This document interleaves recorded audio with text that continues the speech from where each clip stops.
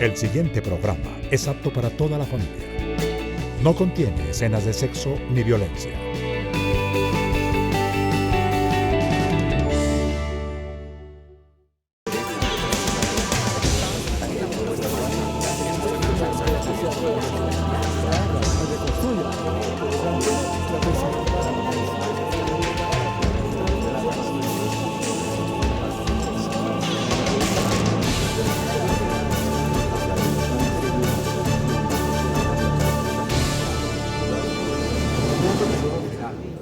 El pliego único de peticiones que contempla 8 puntos fue firmado en el año 2013 por la Cumbre Agraria, Étnica y Popular y el Gobierno Nacional, acuerdo que se dio en medio de la movilización pacífica de campesinos afrocolombianos e indígenas. Pasados 2 años, las 13 organizaciones que conforman la cumbre denuncian el incumplimiento total de los acuerdos, razón por la que se movilizaron nuevamente a la capital del país.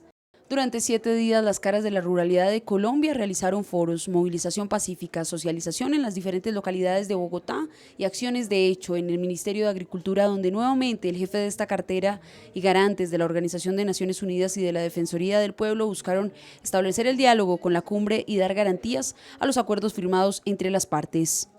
Una lucha histórica de las minorías del país que de cara al panorama que afrontan anuncian nuevas movilizaciones y un gran paro agrario en el año 2016 que logre la reivindicación de los derechos de campesinos, indígenas y afrocolombianos que no han encontrado ninguna institución nacional solución a la crisis del campo.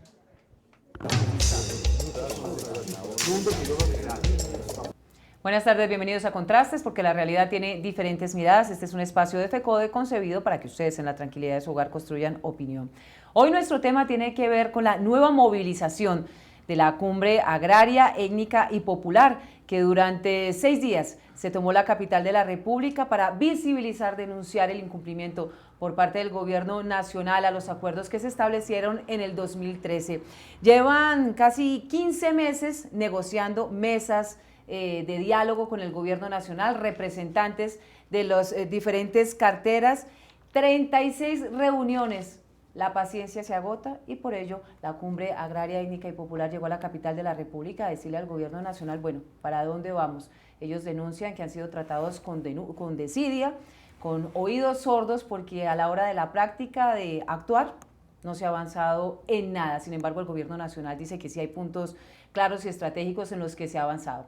Pues para conocer de primera mano qué es lo que sucede frente a este tema, pues me acompaña a esta hora César Jerez, él es vocero de la Cumbre Agraria, Étnica y Popular. Mil gracias por acompañarnos a esta hora, César. Muchas gracias por la invitación. ¿Qué tan real es lo que dice el gobierno? ¿Sí se ha avanzado o no se ha avanzado en estos cerca de 15 meses, 36 mesas de diálogo y negociación? Pese a los anuncios del ministro Iragorri, lo que hay que decir francamente y lo que constituye la verdad es que se ha avanzado muy parcialmente. En algunos aspectos no se ha avanzado en nada. Llevamos 15 meses de negociaciones, los acuerdos y los compromisos se firmaron precisamente para superar una situación de crisis estructural del campo colombiano. Como antecedente pues teníamos el paro campesino del Catatumbo, después lo que fueron los paros agrarios del 2013 y 2014. El incumplimiento del gobierno, digamos que es una actitud histórica, no es la primera vez. Si uno analiza el historial de las últimas décadas, el gobierno firma acuerdos, asume compromisos, empeña la palabra para superar situaciones de crisis con indígenas, afrodescendientes y campesinos, pero posteriormente no cumple. César, recordémosle a nuestra teleaudiencia esos 8 puntos que enmarcan este pliego de negociaciones que según ustedes no se ha cumplido como lo esperaban y como el Gobierno Nacional en su momento determinó que se iba a hacer.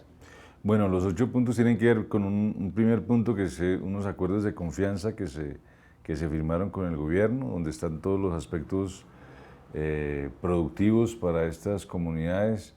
La idea era, con un fondo de 250.000 millones de pesos, financiar iniciativas que mejoraran la dramática situación que se vive en el campo. También unos acuerdos en materia de derechos humanos y garantías, el cese de la persecución, la estigmatización, un acuerdo sobre despenalización, desjudicialización, la posibilidad de sacar de la cárcel a miles de campesinos que están presos por Ley 30, que es la ley de estupefacientes, que debería aplicarse contra narcotraficantes, pero en la realidad es que se aplica por miles contra finqueros campesinos que cultivan coca, marihuana o amapola y contra los cosecheros de esas hojas, de esos cultivos declarados ilícitos. Hay unos puntos centrales en el tema de la minería, los impactos de la minería sobre los territorios rurales, el tema de nuestras economías, lo que hemos llamado la economía propia, el tema del ordenamiento territorial incluyente. Estamos diciendo, debe haber un reconocimiento de derechos para campesinos. Por ahora la única figura legal que existe en la ley 160 desde el 94 son las zonas de reserva campesina, pero hay otras propuestas de territorialidad.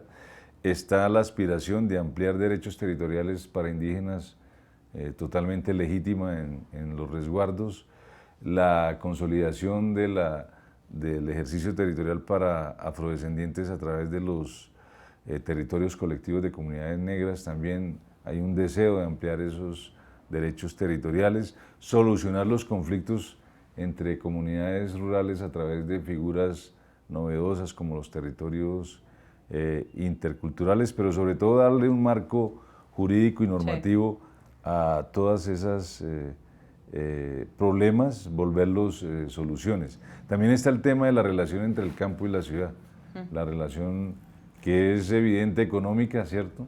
Comida, consumidor de comida, pero bueno, hay una relación social, política, hay una exclusión de la élite urbana hacia la gente que habita en el campo, es un punto fundamental. Y finalmente otro punto que es el tema de la paz, o sea, cómo los movimientos sociales del campo colombiano son motores, son promotores, son la movilización ciudadana por la paz más contundente y cómo a eso se le da un impulso, se le da un apoyo. Son los puntos que hay que abordar. Apenas vamos en los 2 primeros de la agenda sobre economía propia e impactos de la minería. Ahí no se ha firmado todavía ningún acuerdo. Vamos en el primer punto sobre los acuerdos de confianza, donde hay un incumplimiento casi total por parte del gobierno.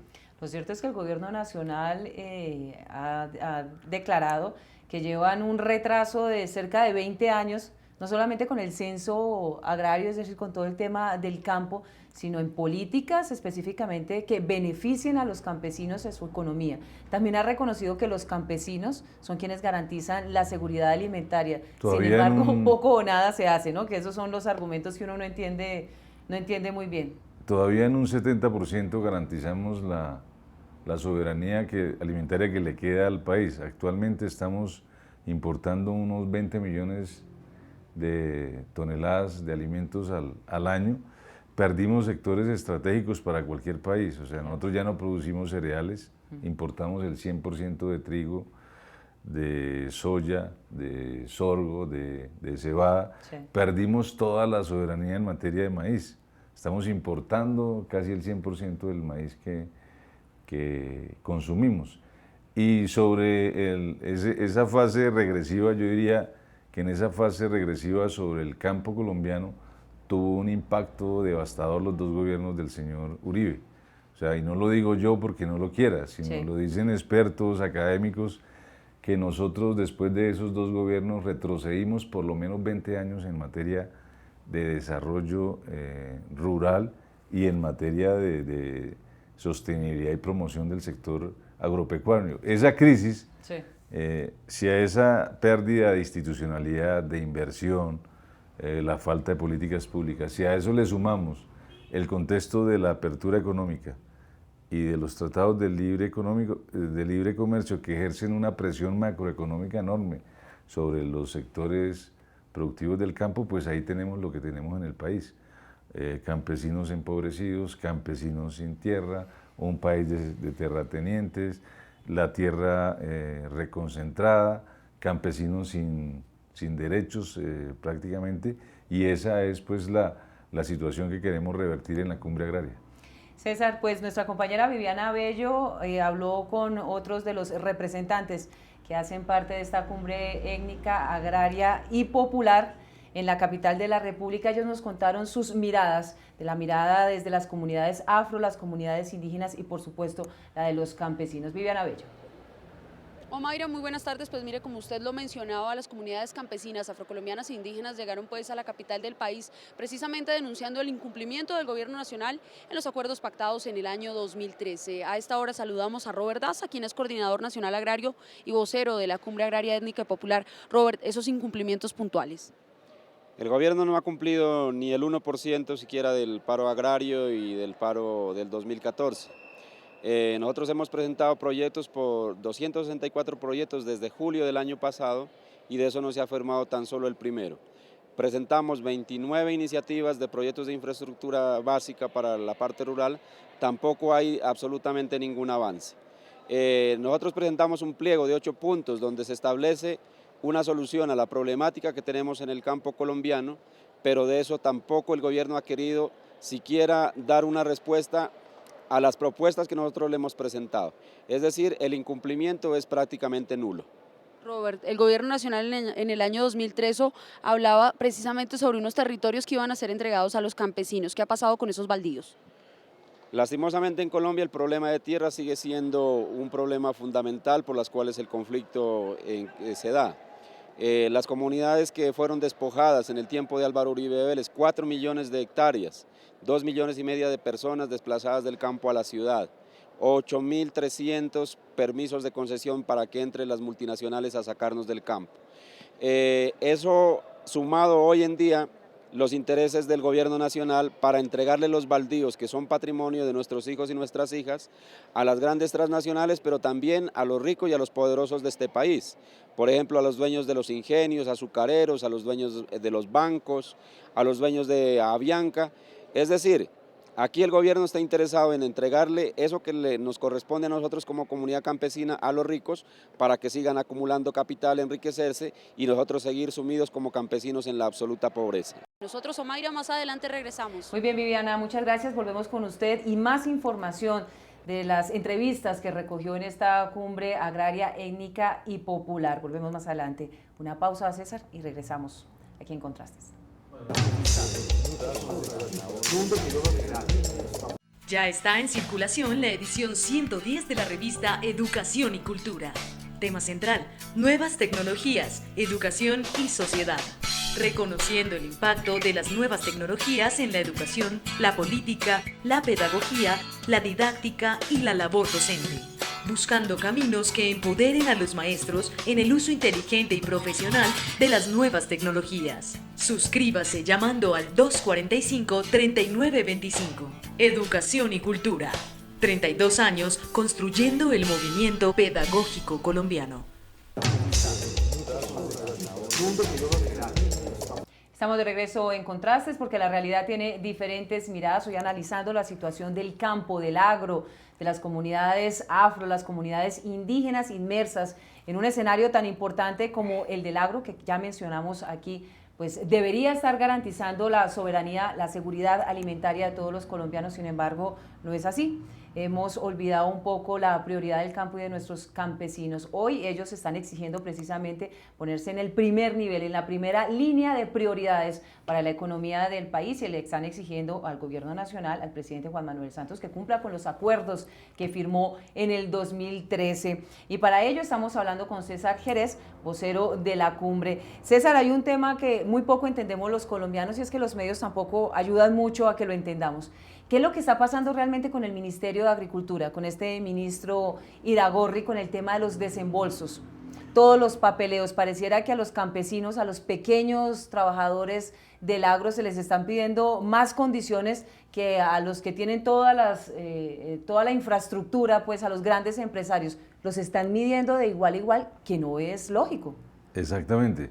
En los acuerdos del orden económico y social, hay dos puntos que son muy importantes. Primero, el fomento de la economía campesina, indígena y afro, con un fondo de 250.000 millones de pesos para proyectos en esos territorios donde están las organizaciones de la Cumbre Agraria. Y el otro punto son 30 proyectos, el financiamiento de 30 proyectos de infraestructura social que cubren casi todas las regiones del país, por otros 250.000 millones de pesos. Estamos diciendo entonces que el gobierno adquirió un compromiso por 500.000 millones de pesos.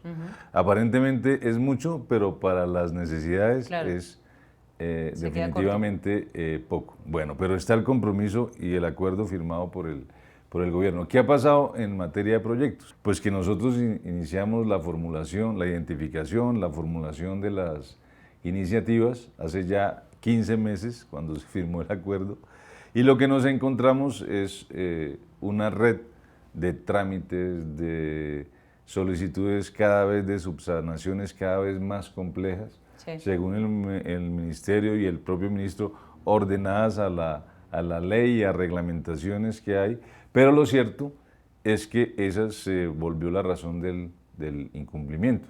Nosotros creemos en el ministro que dice los 250.000 millones están. El problema es que no hemos podido acceder a ellos y eso es lo que motivó esta jornada de Pero es un tema indignación. burocrático, ¿ustedes sienten que es un jueguito ahí el que les están haciendo Aparentemente a los podría ser burocrático, pero yo creo que todos estos problemas de orden técnico, de orden jurídico, se solucionan con voluntad política. En mi entender, lo que hay es una decisión tomada de dilatar la ejecución del cumplimiento en esa materia, porque son 15 meses, porque es mucho trabajo que le hemos invertido a eso con decenas de técnicos y profesionales que tuvimos que contratar para formular esos proyectos, para que ahora a estas alturas cada vez que presentamos la última versión del proyecto les aparezca 20, 30 subsanaciones. Hay proyectos que ya tienen 150 folios de anexos en subsanaciones, lo cual se torna en una situación ridícula, que es lo que pretendemos solucionar durante esta semana a partir del compromiso que adquirió el ministro la noche anterior. César, uno de los temas importantes en La Habana, Cuba, que se está llevando en la mesa de diálogos, pues tiene que ver con el tema de las tierras, tanto así que fue el primer punto que se abordó en la agenda conjunta entre el gobierno y las FARC. Ya se aceptaron algunos acuerdos, se trabajaron de manera conjunta. ¿Por qué esos avances considerables en materia de tierras no se van desarrollando en el terreno, ya en el sector agrario? ¿O hay que esperar hasta que estos culminen, pues hasta el acuerdo final? Fundamentalmente por eso, porque el gobierno asumió la decisión de que los acuerdos que son parciales en ese primer punto del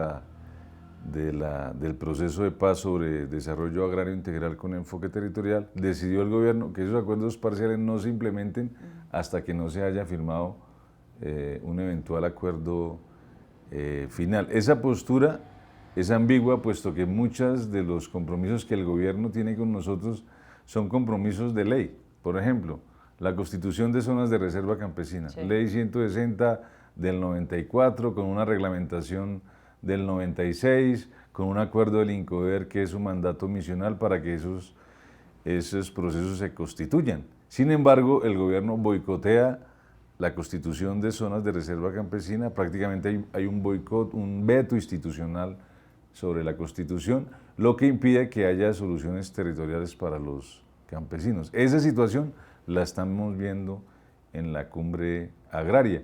Para nosotros ese es un muy mal mensaje, puesto que no se avanza, puesto que el gobierno incumple, configura de manera permanente un conejo con nosotros, que sería muy preocupante que se configurara también en los acuerdos con las guerrillas. Uno se pregunta, a partir de esa actitud del gobierno, ¿para dónde vamos? ¿Cierto? Si el gobierno cumpliese con nosotros, ya estaría avanzando en la construcción de un camino mucho más sólido hacia la paz. César, ¿cuál es la relación que tienen ustedes con el ministro de Agricultura? Es que esta semana que pasó ustedes decidieron hacer una toma pacífica en los alrededores del Ministerio de Agricultura y el ministro tachó que no era tan pacífica como el representante de Naciones Unidas, Tom Howland, lo dijo, que había sido una acción social pacífica. Él manifestó que iban armados las comunidades indígenas con su bastón de mando, se sintió intimidado él y los funcionarios de esta institución. ¿Cuál es la lectura que ustedes hacen y durante todos estos meses el acompañamiento que ha tenido este ministro? ¿Ha sido una vocería de acercamiento, de mejorar las condiciones, o esta respuesta a esta declaración evidencia que ahí no hay mucho que recoger. Bueno, lo que hicimos fue la ocupación pacífica de las sedes del Ministerio de Agricultura y del INCODER. Sí. La ocupamos indígenas, afros y campesinos de organizaciones que hacen parte de la Cumbre Agraria. Y lo hicimos como una manera de reclamar el cumplimiento de los compromisos, el cumplimiento de los acuerdos. Obviamente son acciones de protesta social que tienen un marco legal. En Colombia todavía es legal protestar, Sí. Manifestarse.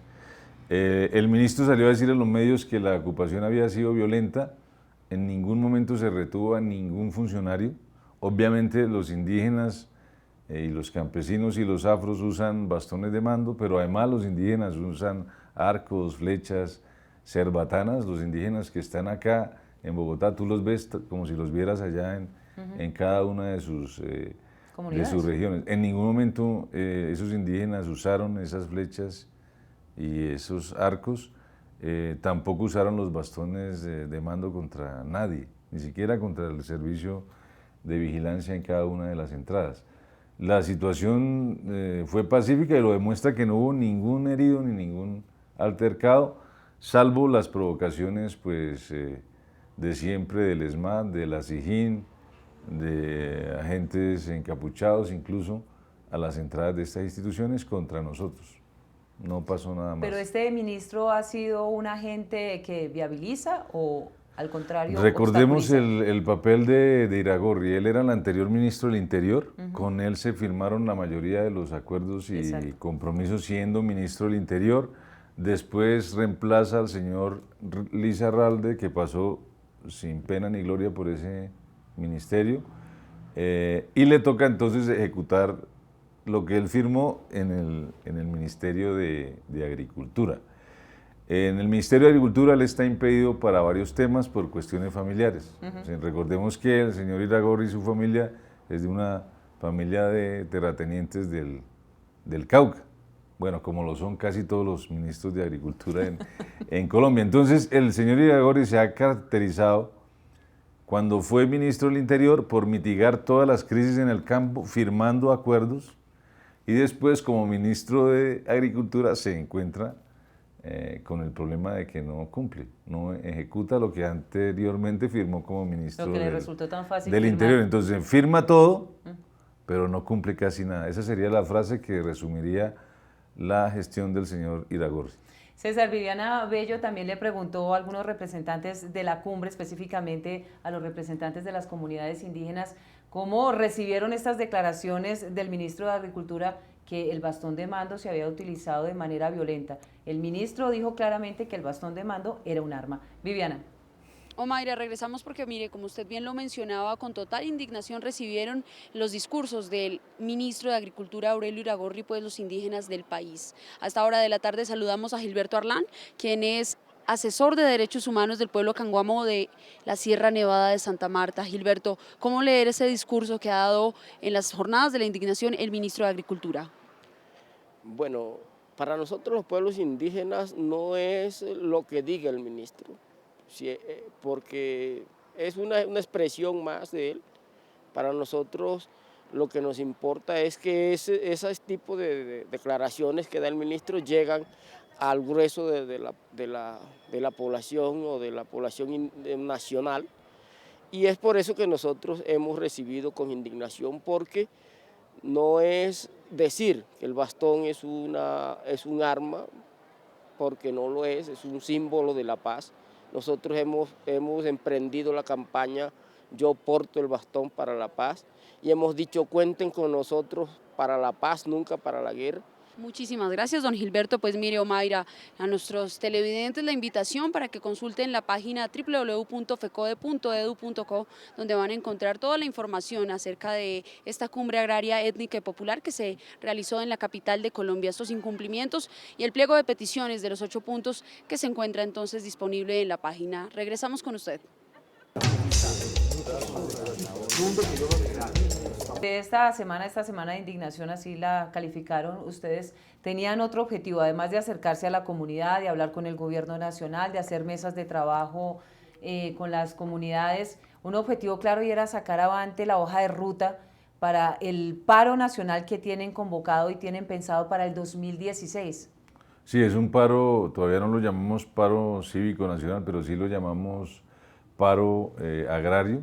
El gobierno tiene, aparte de los compromisos con la cumbre agraria a nivel nacional, tiene unos compromisos con 5 mesas regionales, Sí. aparte de los que ha abierto con mesas en el Putumayo, en el Andén Pacífico, en La Guajira, movilizaciones que tuvieron cabida desde inicio de este año y en los cuales el gobierno también ha firmado acuerdos, pero también hay mesas sectoriales con indígenas y afros. En todas esas mesas, en algunas incluso el gobierno no volvió, o sea, de manera totalmente negligente dejó de asistir, así lo hizo en el Catatumbo, donde dejó de asistir a las mesas. Pues nosotros viendo esa dinámica decimos, bueno, tenemos que hacer cumplir al gobierno en las regiones y hacer cumplir al gobierno cabalmente con la cumbre agraria. El pliego de la cumbre agraria, como vimos los puntos, Sí. tiene un carácter estructural. Prácticamente lo que se está proponiendo es formular política pública y hemos visto que la manera, casi que la única manera de llevar al gobierno a esa instancia, de llegar a acuerdos en esa materia es la movilización.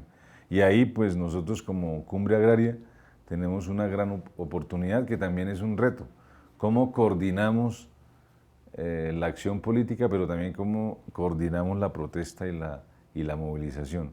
Ya la acción política la tenemos lograda en unidad, en coordinación, pero nos falta coordinar la movilización. Cuando eso se dé, y pensamos que va a ser el año entrante, la cumbre agraria tendrá una capacidad de convocatoria sin precedentes en el país que va a cambiar, yo creo, el panorama político y social de Colombia. ¿Qué tan perseguido se ha sentido el movimiento de la cumbre agraria frente a todas estas exigencias que son exigencias de cualquier ciudadano, de cualquier sector, por supuesto, acuerdos incumplidos? Mayra, muy perseguidos. Por eso el tema, en esta jornada de indignación, el tema de derechos humanos y garantías era un tema fundamental, lograr avances en esa materia. Tenemos compañeros todavía detenidos por haber participado en el paro campesino del Catatumbo, encarcelados por haber participado en los paros agrarios 2013, 2014, nuevos procesos de judicialización en el oriente colombiano, en el área de Lozada, Guayavero y La Macarena, 4 compañeros encarcelados con cargos de secuestro de policías.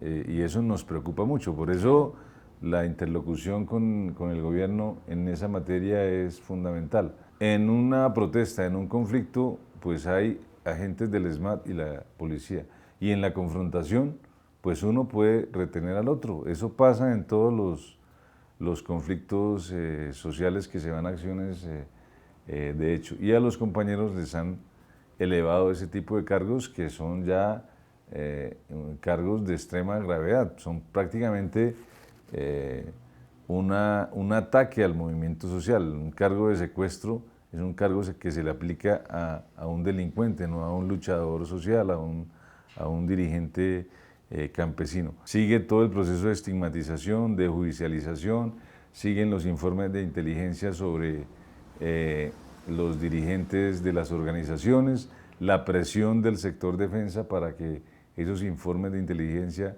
se vuelvan casos judiciales en la fiscalía, sí, para que finalmente la gente sea encarcelada. César, ya para terminar, ¿cuál es el futuro del campo? Yo creo que voy a resumir eso de una manera muy enfática. El futuro que nos queda si nada cambia es un campo sin campesinos. Muy bien, es César Jerez, vocero de la Cumbre Agraria, Étnica y Popular. Mil gracias por acompañarnos a esta hora y esperemos que esa visión del campo sin campesinos no se dé en un país como este que evidentemente necesita de manera prioritaria el campo, a los campesinos, lo que se produce, se vive y se disfruta en estos sectores. Mil gracias nuevamente. Muchas gracias, Mayra. Nos reencontramos la próxima semana en Contrastes porque la realidad tiene diferentes miradas. Feliz resto de día. Salud.